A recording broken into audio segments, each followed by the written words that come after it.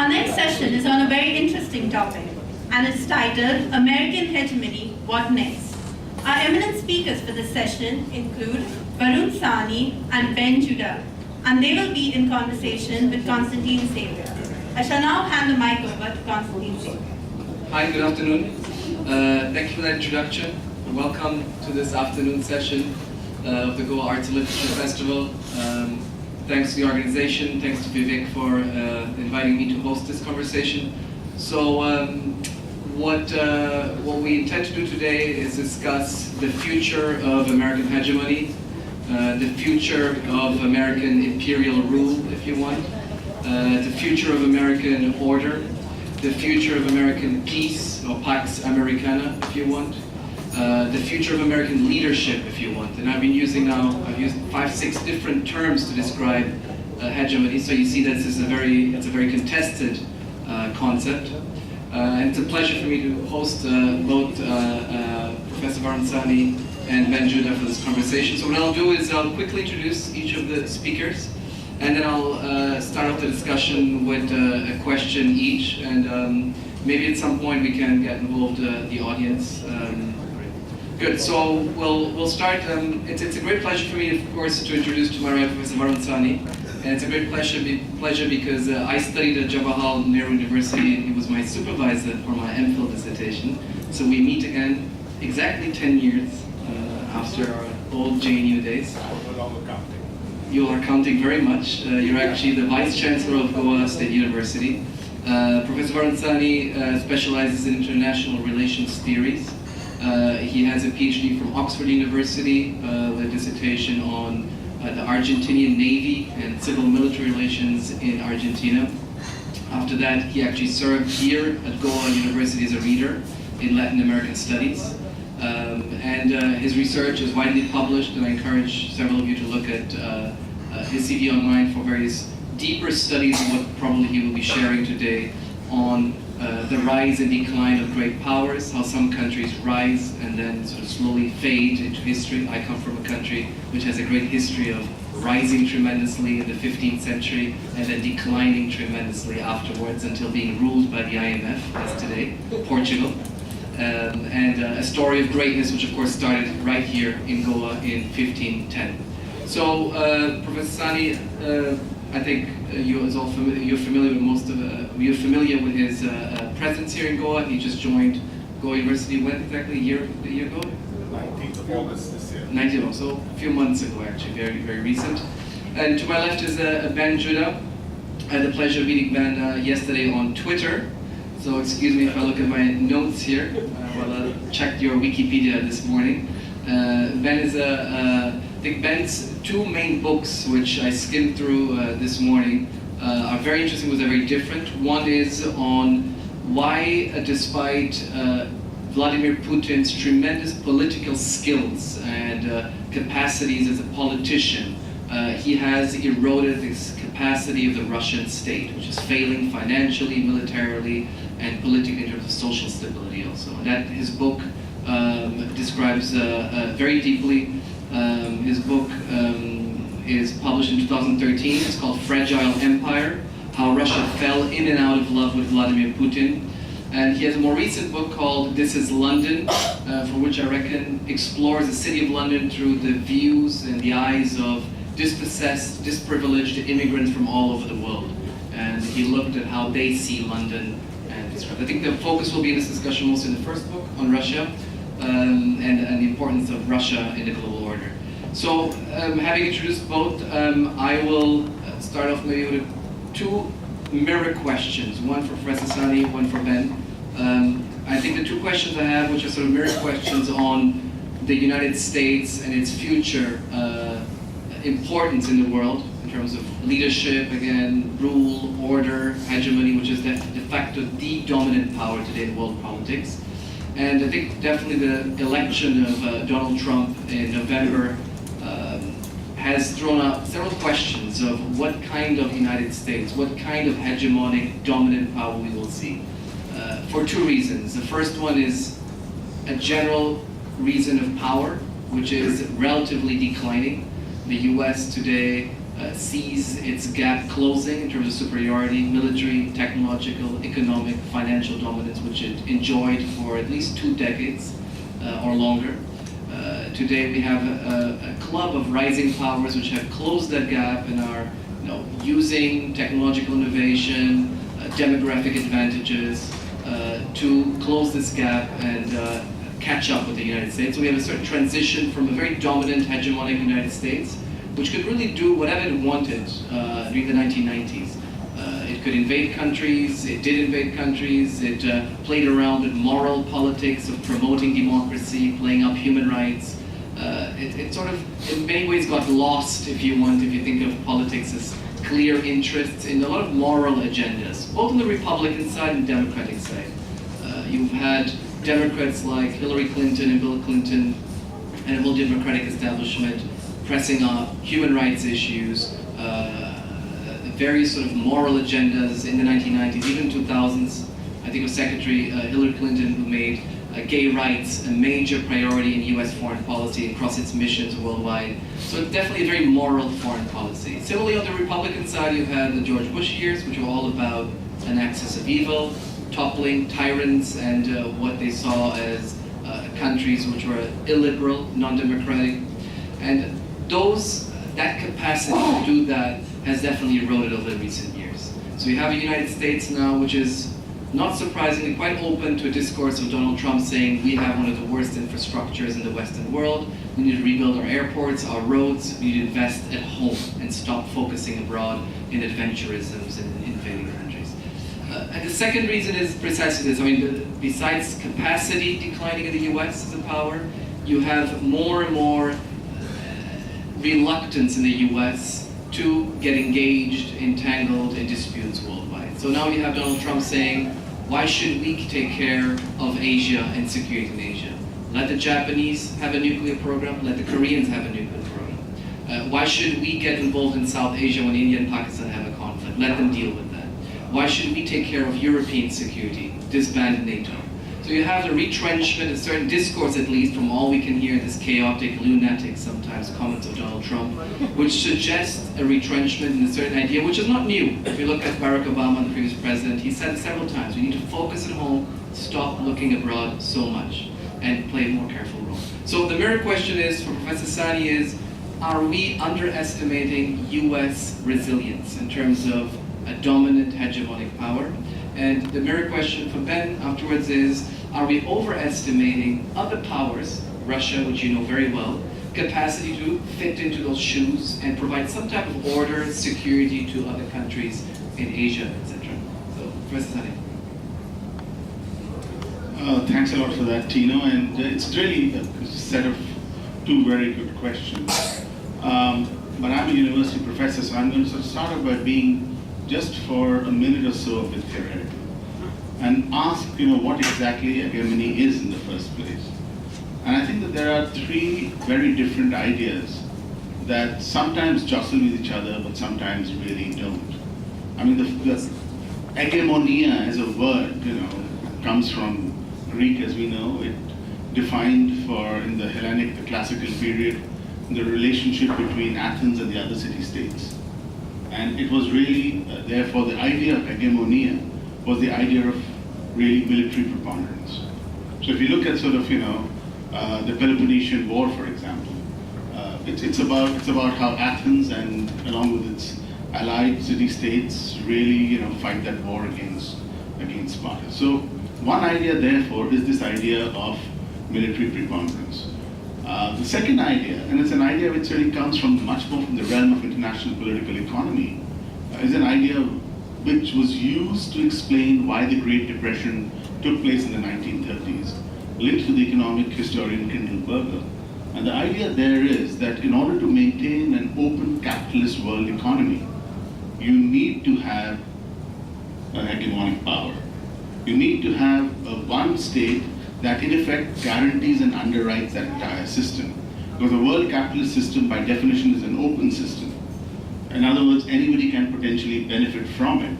But there are a whole bunch of what we may call global public goods that need to be provided. And somebody's got to pay the cost for the provision of those global public goods. So Kindleberger's argument was that there was a hegemon in the system, that was the United Kingdom. But you know, with the decline of British hegemony, there no longer was a guarantor, and that is why really finally the Great Depression happened. And that was in fact one of the reasons why the United States had the sort of foreign economic policy that it had after the Second World War. What public goods, for example? Well, the best example, a public good in general would be a good that can be used by all and therefore can be appropriated by none and would not be owned. The best example of a public good is a road. You know, why would you build a road? If anybody can use it, you know, why would you bear the cost for building that road? And so when you think about global public goods, traditionally we thought about the sea lanes of communication, which are those broad sea routes upon which global commerce floats. Somebody's got to keep those sea routes open, somebody's got to make sure the pirates aren't there, etc. Nowadays, the best example, in fact, of a global public good is the internet. There's somebody keeping those satellites up there, right? Somebody who's laid all those hundreds of kilometers, thousands of kilometers of cable. So you know, the idea is if you're going to have a globalized open economic system, you need somebody to underwrite that. And that's the hegemon, right? So that's the second kind of idea. So you've got the Hellenic idea, you've got the Kindlebergerian idea, and the third idea is an idea which really comes from the Italian Marxist thinker Antonio Gramsci. And the Gramscian idea of hegemony is really that if you are in a position of dominance in society, you don't really need to use force in order to maintain your dominance in society. The ruling groups, the ruling classes can do so simply by manufacturing consent. And so coercion always exists as a possibility, but you can manufacture consent.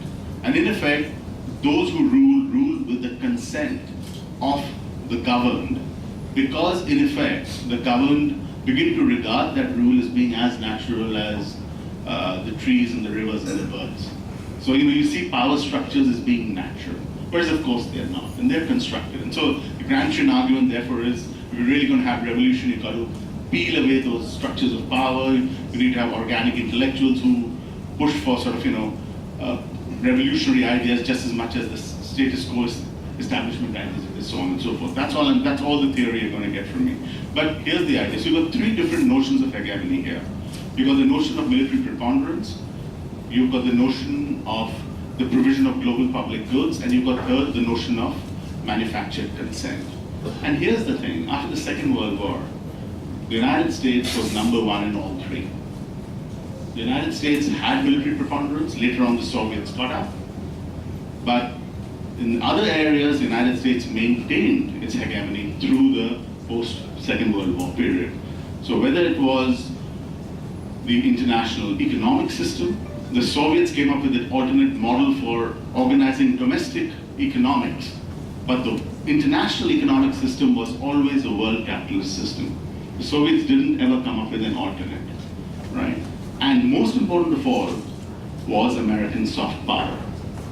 20th century Americana is, I would still argue, because it's still living there in that period, the most sort of culturally attractive, the most accessible, the most assimilable culture perhaps in the history of the human race.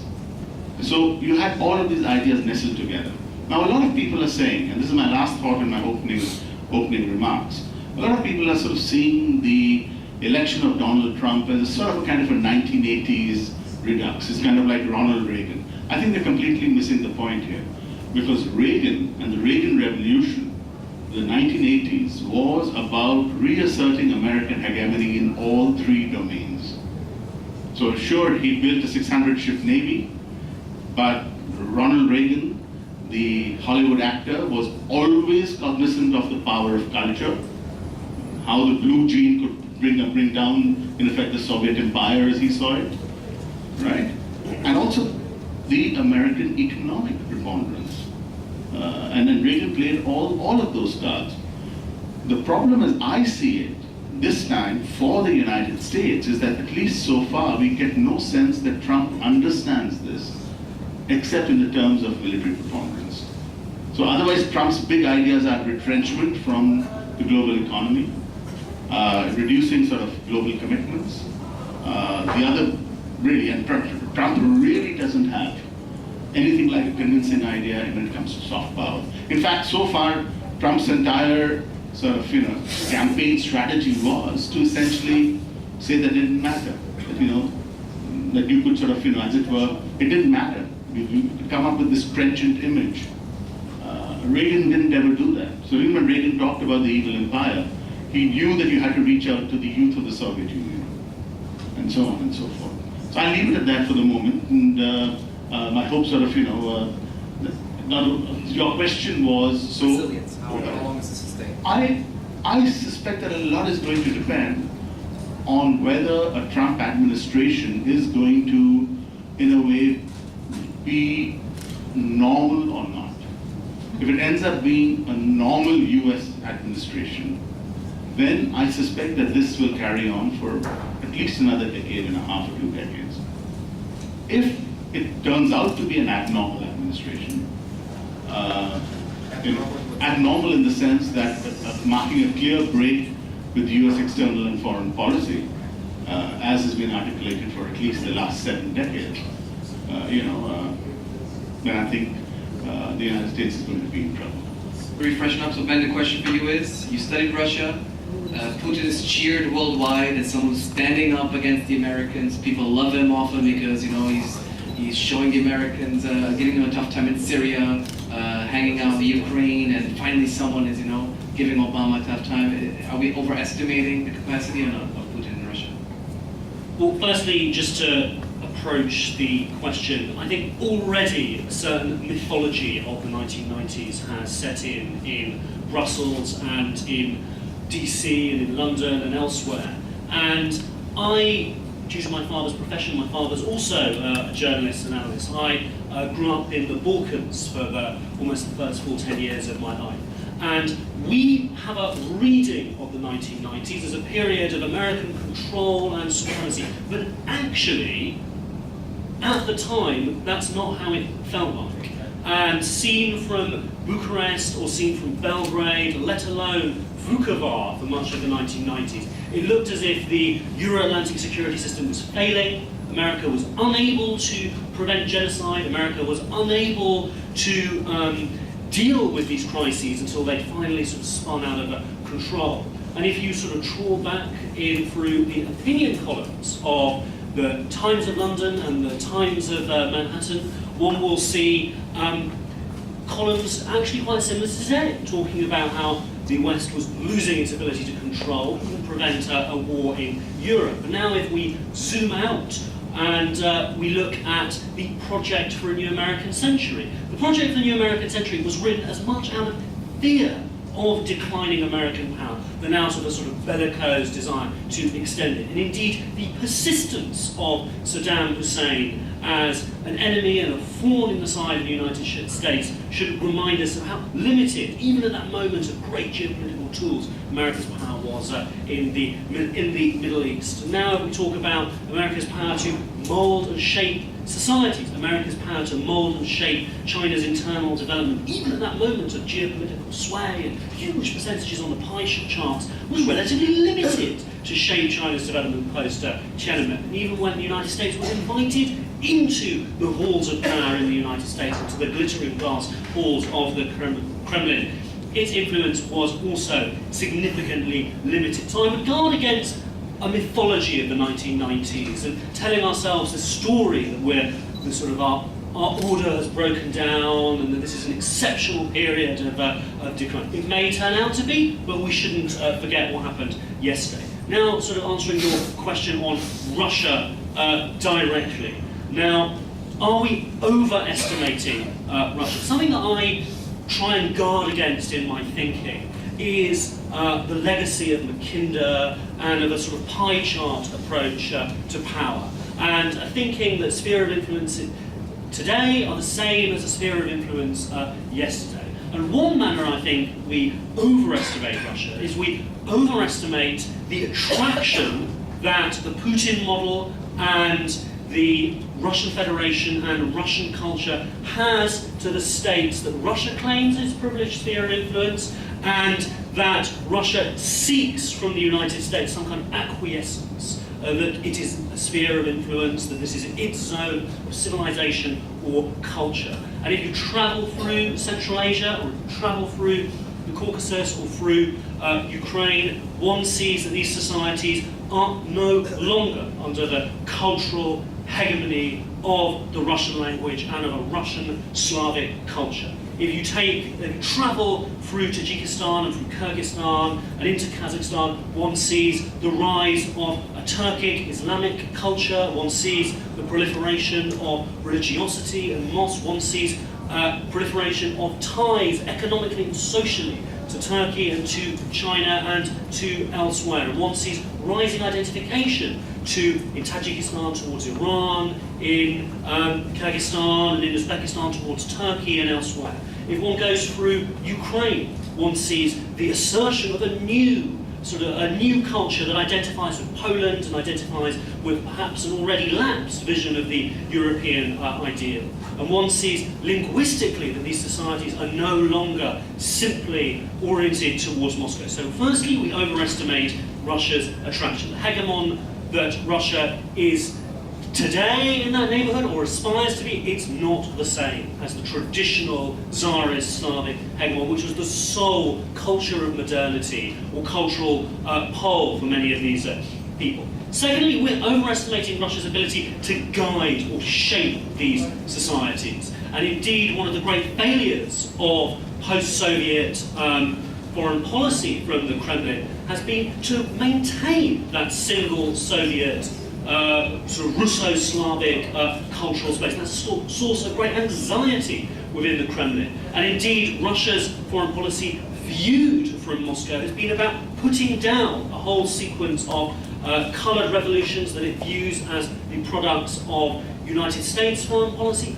But its best analysts also understand that these revolutions are expressions of new identities, which are emerging from new affiliations. Eastern Europe, Caucasus, Central Asia. From Bishkek to Moldova, one sees these sort of revolutions, a lot of which have fizzled out or failed. But that's also, I say, an expression of Russia's weakness to control those societies. Now moving kind of further into why we overestimate Russia. I think we overestimate Vladimir Putin's ability to sculpt and shape his own society and to unify it and to build his long-term legitimacy. The Putin regime looks now, in this particular snapshot of power post the Trump election, like an oasis of stability. I can tell you, as somebody who stood in the crowds of over 100,000 demanding that Vladimir Putin resign in Moscow in 2011, that the Putin system has had many ups and downs, and that the Putin system contains within it deep sources of instability, unanswered questions, unanswered issues between the centre and the periphery, between the middle class, between the authorities, and fissures within that. So we need to sort of not view the Putin regime as solid as rock. It may prove more durable than people may have assumed in the past, but it's not a system comparable to Germany or to Sweden. It's still something that has a lot of possible knocks to it. But in kind of zooming out, and again, why I said I was urging against geopolitical thinking, I had the chance earlier on today to go to Old Goa and to gaze at these buildings that speak of India's infinite capacity to be plundered, and the forms of art and sacralization of the act of plunder that those today beautiful cathedrals speak of. It reminded me that these acts of conquest, these establishments of empires, were done often by daring operations of conquistadors and individual bands of Vasco da Gama or Clyde in Bengal. And one way that we shouldn't underestimate Russia is the daring of the Kremlin to pursue these operations. And indeed, we are talking on a day when we now know that the CIA briefed Congress that Russia indeed had interfered in the US electoral process. And now that daring, I think, is something that power is made of, and we shouldn't try and analyse it as a share of the world economy or as a geopolitical zone. That's something that can create power all by its own. Thanks, but that's great. First, a question on the assumed eternal American rule, and which I think allowed a lot of people here in India often to develop a very strong anti-American strand, right? It's a very strong anti-American strand. Everyone loves to hate the US, right? It's a fabulous phenomenon. Like everyone, every hegemon, every country which has ruled over others is generally hated because it is the dominant big boy, big girl in town. So the question for you is, how would a world look like for India in which the US eclipsed and disappeared, right? How would this desire which we sometimes have for Americans go home, gringos go home, leave us alone, don't hang out with the Pakistanis, don't come this side of the world, we Asians can have an Asia for Asians, just disappear.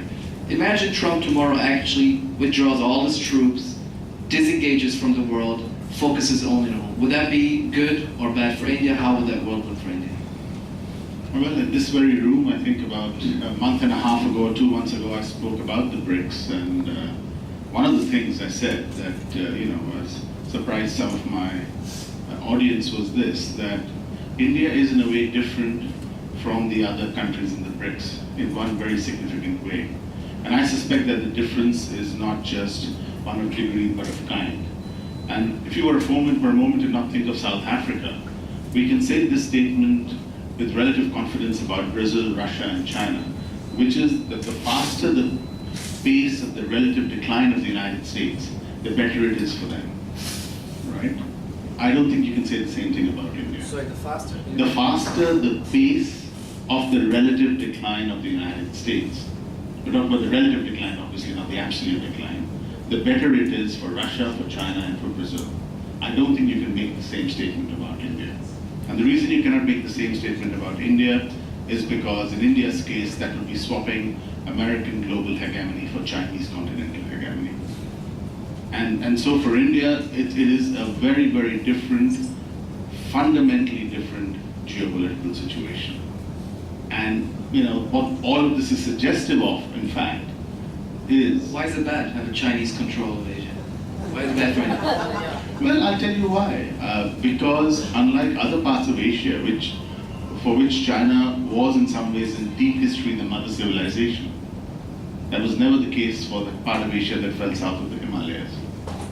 The cultural acts of borrowing through history were always northwards, across the Himalayas, not the other way around.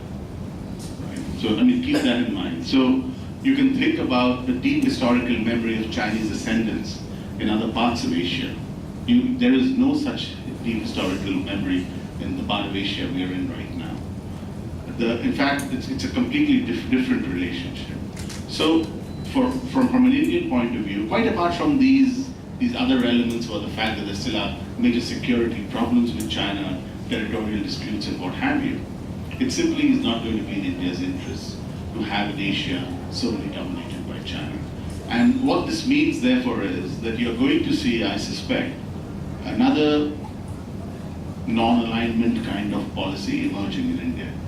We tend to forget that the last bout of non-alignment was also partly because Indian public life would have been hopelessly divided if India had gone either the Soviet way or the American way.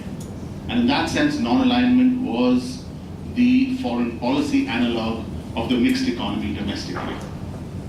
So you don't make any big choice with regards to sort of how you organize your economic life, how you organize your foreign policy. You sort of say, we sort of balance both.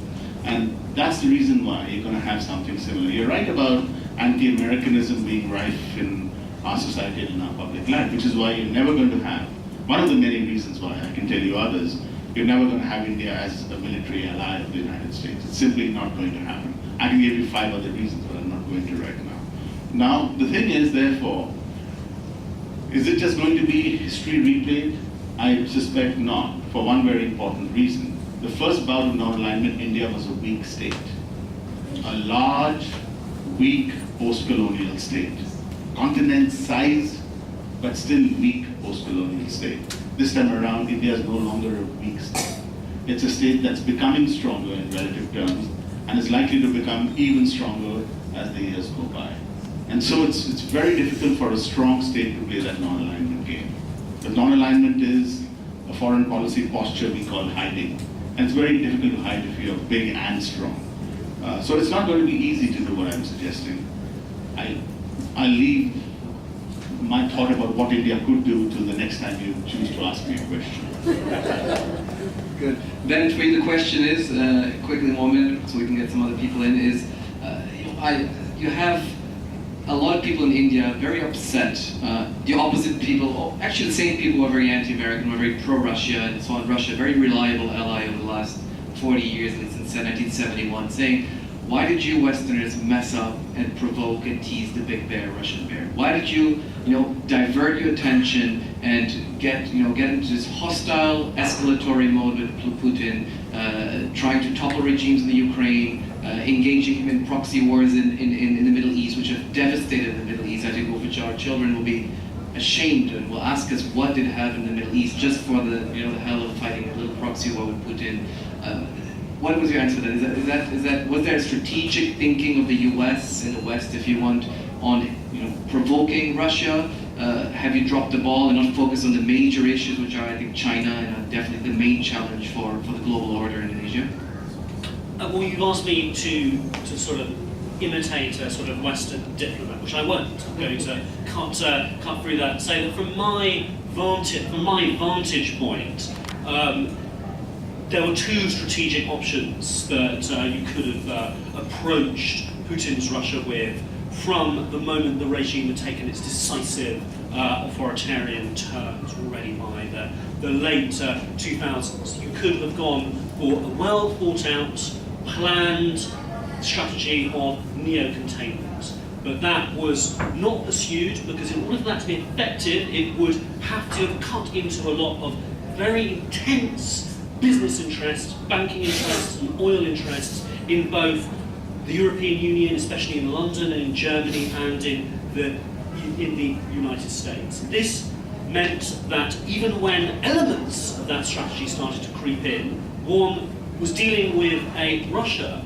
where its most senior figures were enjoying the pleasures of London from mansions in London and viewing these societies that were confronting them as posturing, as weak, as hypocritical, and no longer believing in their own values, no longer necessary to be taken seriously. On the other hand, you could have pursued a sort of partnership strategy, but that would have involved cutting into a lot of domestic interests. It would have involved a about turn on the previous generation's views, and there had been a lot of consensus in Congress and in Washington that the interests of the United States were based on defending the post-colonial situation of Ukraine or of Kazakhstan and defending and building up the sovereignty of these states. And there was no ability to really cut through that, I think, from those that were presenting a sort of partnership strategy. And it would have involved taking a radical break from what these societies said their stories were, or what these governments said their stories were. As a result, and I think Trump is exposing today the sort of sad and listless and drifting nature of a balanced foreign policy. They tried a bit of both, but not very seriously. You had a reset without any of the strategic components necessary to effectuate the reset of Russia.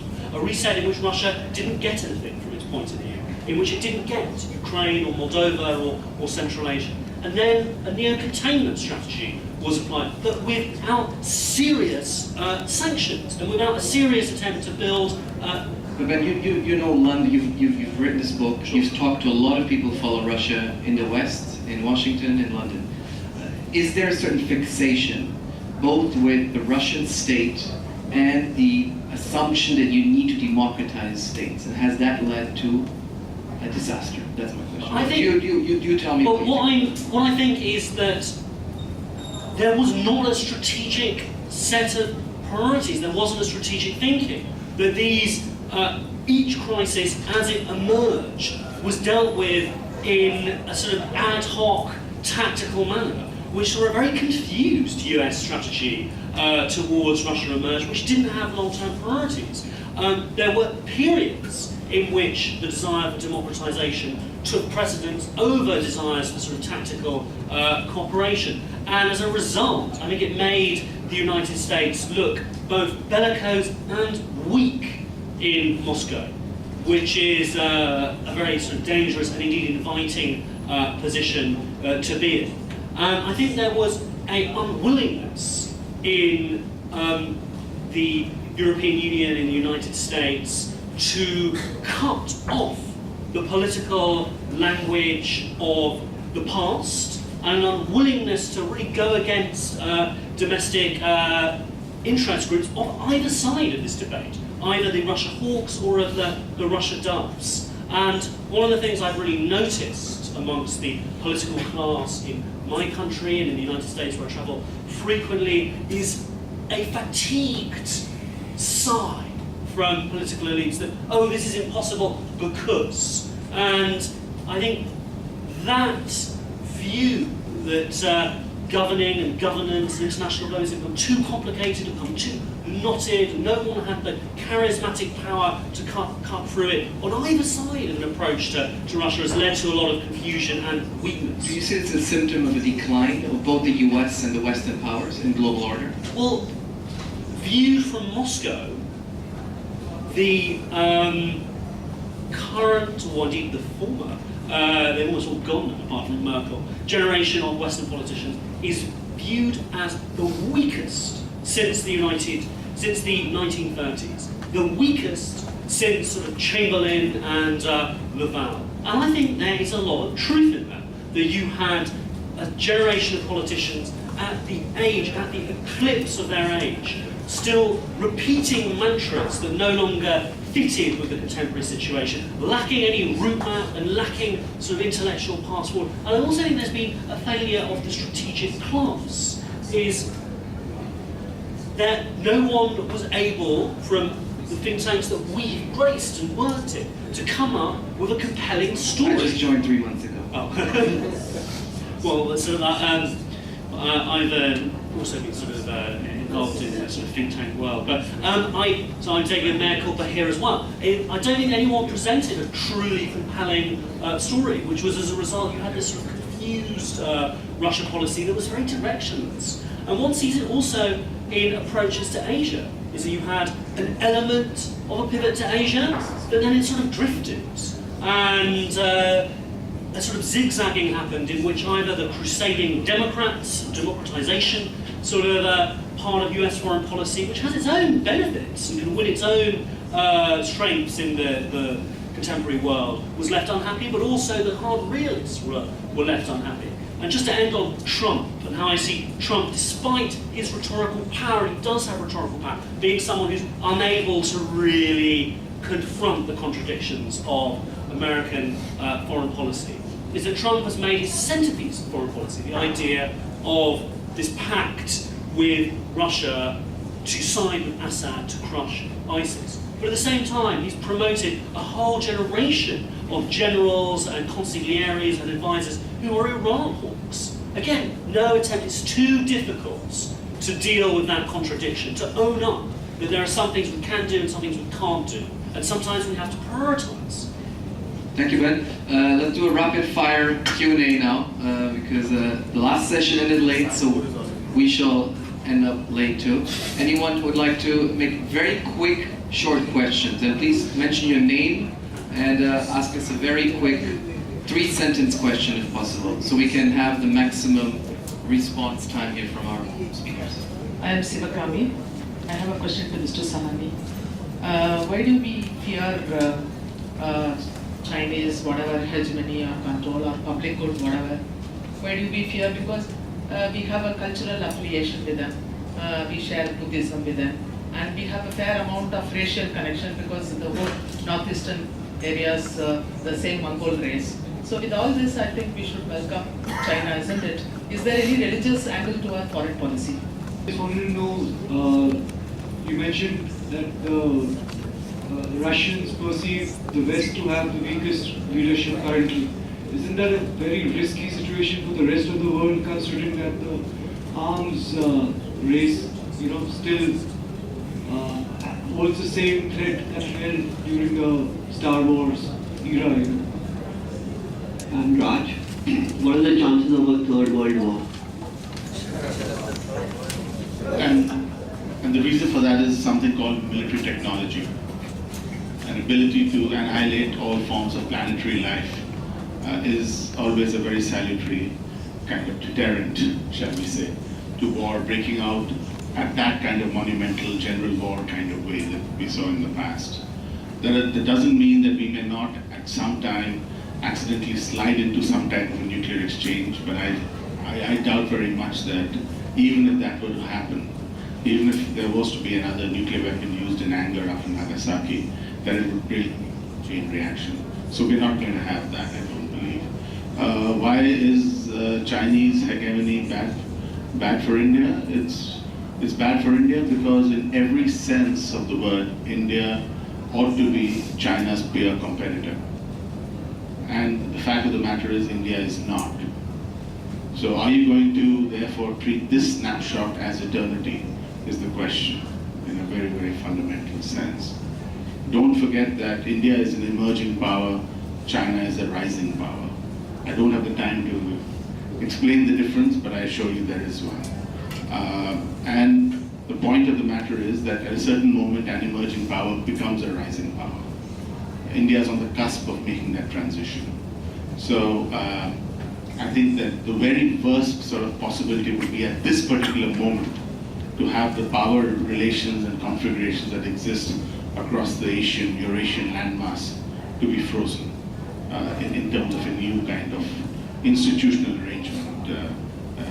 It simply is not in India's interest to have that happen. What we need to do actually is to try to see if we can create a cooperative security architecture in the Asia Pacific, an architecture which fundamentally folds in both US and Chinese capabilities, tries to do what happened in the Euro-Atlantic space in the context of the Helsinki Agreement and the Organization of Security and Cooperation in Europe. And that, if I were ever running Indian foreign policy, would be the big game in town, which is to get Indian diplomats to start putting in the hard work needed to create a cooperative security architecture in the Asia Pacific. That's our role. So. And just to add on that, I mean, we wouldn't be able to have this festival in China and in a Chinese political order, which is one of the things people criticize the most, but also like the most of India, the capacity of the argumentative Indian, the capacity of a free, open discussion, the capacity to work through open, liberal, parliamentary institutions to solve public policy. And I think it's the role of it.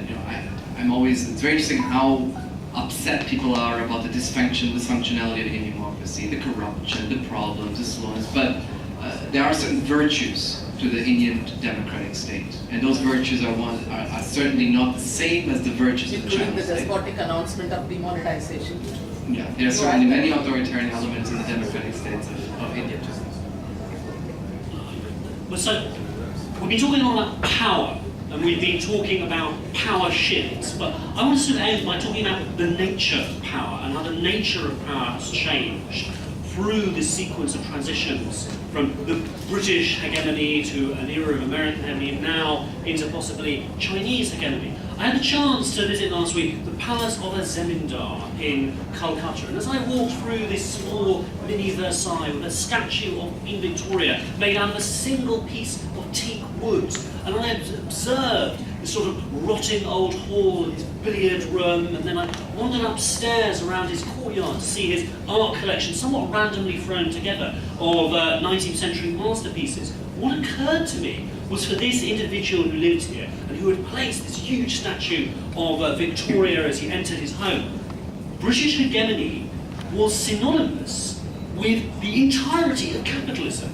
Britain was the banking system. Britain was coal and coal manufacture. Britain was the shipping lanes. But that today, all of that power had diffused, and that no individual in a subservient position to a hegemon would view that hegemon as being the sine qua non, the be-all and the end-all of modernity. And that even if one found oneself in a system where China financially was hegemonic, China militarily was hegemonic, China wouldn't, I believe, be the same thing as a superpower, a hyperpower of the past. Power has become much more diffused. And now just to talk militarily, and as I sort of wandered around Calcutta, I sort of stopped to read about the battles of the past. And one of the fascinating trends of world history over the last sort of 70, 80 years has been the sharp decline of what the military superiority means on the battlefield.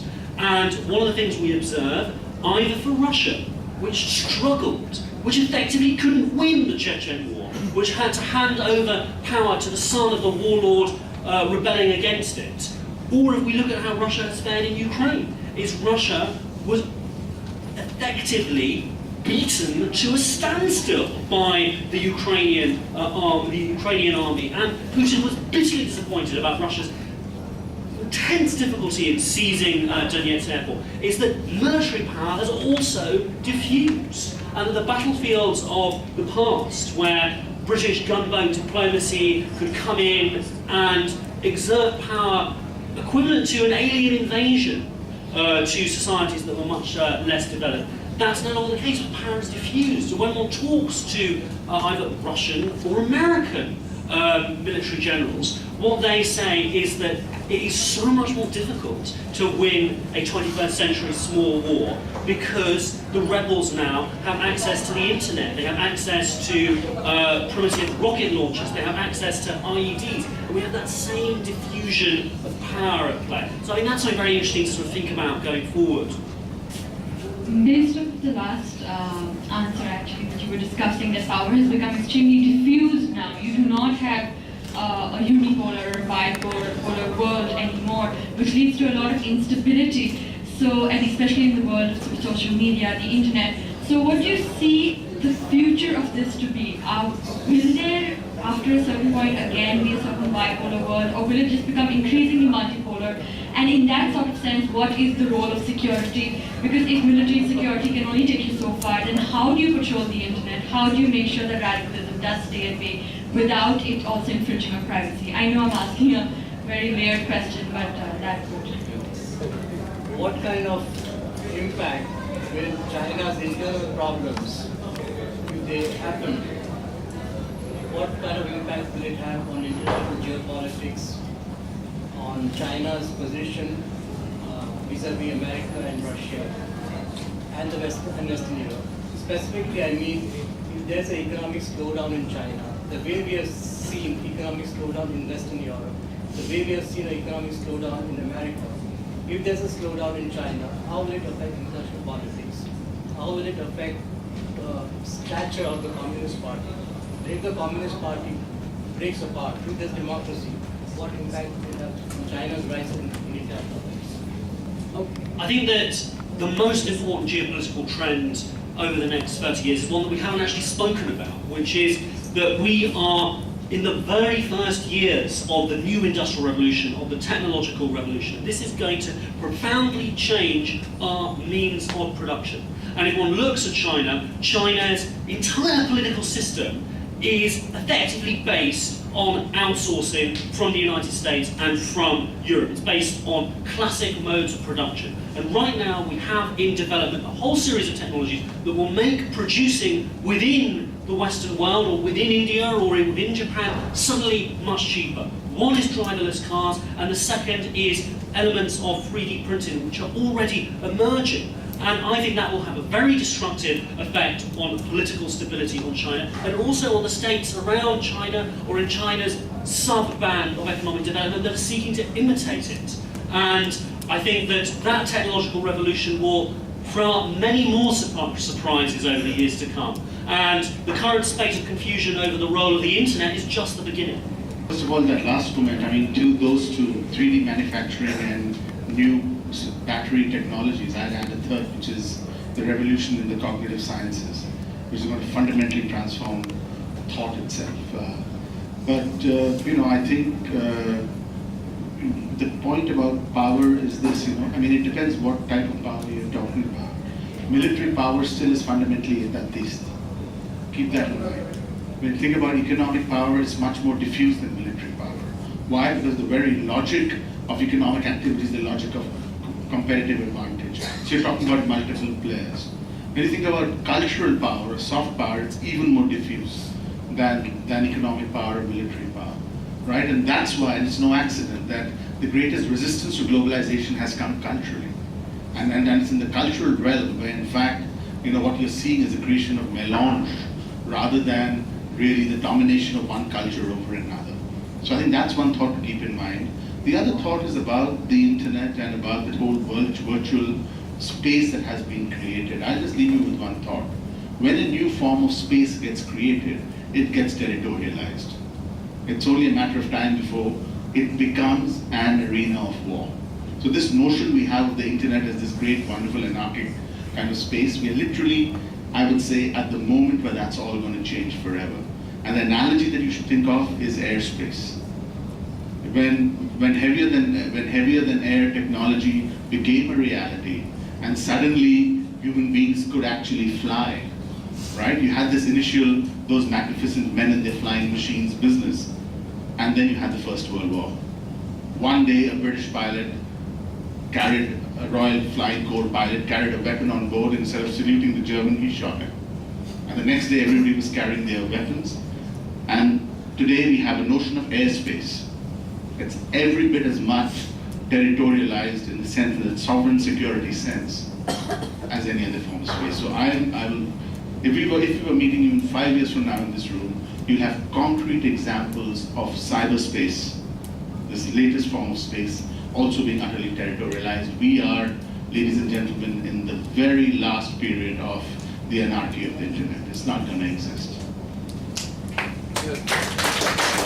On that note, I want to thank you all for coming.